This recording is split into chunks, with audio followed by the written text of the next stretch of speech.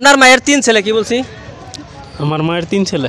আপনার মায়ের 3 ছেলে, একজনের নাম হচ্ছে করিম, একজনের নাম হচ্ছে সলিম, আরেক ভাইয়ের নাম কি? আরেকবার নাম হইল জলিল। জলিল কেরা? ছোট ভাই। ছোট ভাই। আপনার অ্যান্সারটা কমপ্লিট ভুল অ্যান্সার হয়েছে। একটি কাঁঠাল গাছের উপরে 8টি বক বসে আছে, কি বলছি?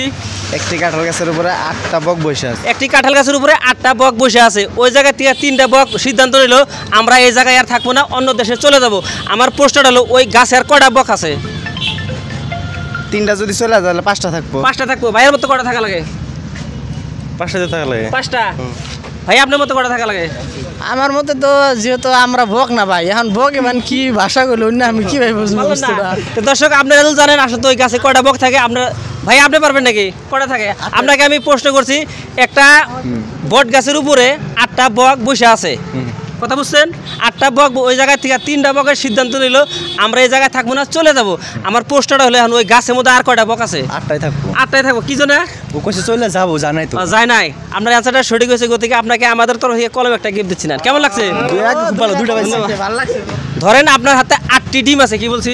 8টি ডিম আছে। 8টি ডিম আছে, 2টা খাইছেন, 2টা ভাঙছেন, 2টা ভাজছেন। এখন আপনার হাতের কয়টা ডিম থাকা লাগে? 2টা। 2টা।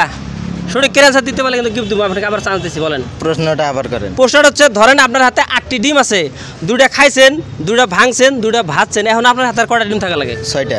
6টা। হ্যাঁ। 6টা কেমন করে থাকবো? 2টা খাইছি আর 6টা তো আছেই।